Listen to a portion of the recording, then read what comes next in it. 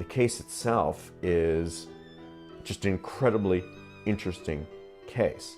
A case of a guy who was twice stripped of his American citizenship, the only person in American history to earn that distinction.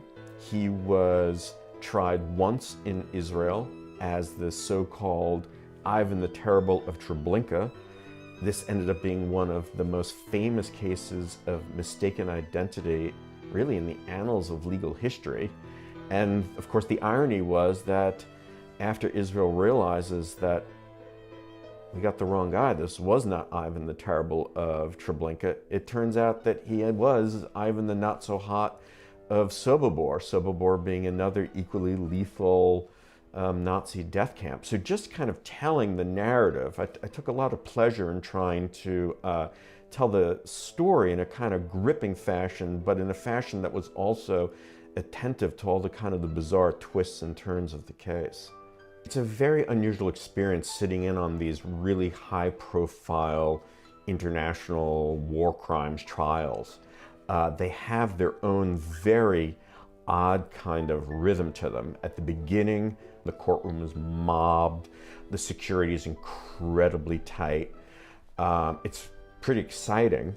Then at some point, as these trials drag on, the courtroom starts to get a little more vacant. People start to disappear. And, you know, the fact of the matter is you have all these expectations for spectacle, and then it kind of collides with law's basic sobriety.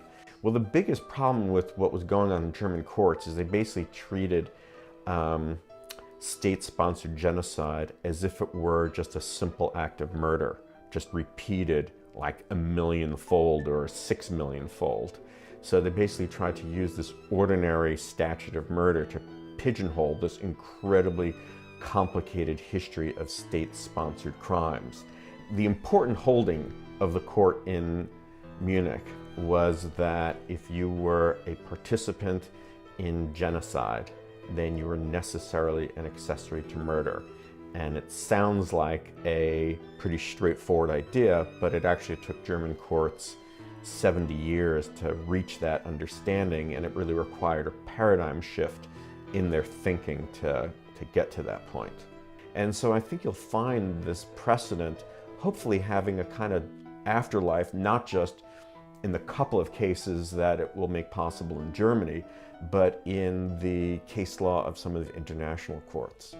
This is basically the end of the era of the Holocaust trials, of the Holocaust as being something that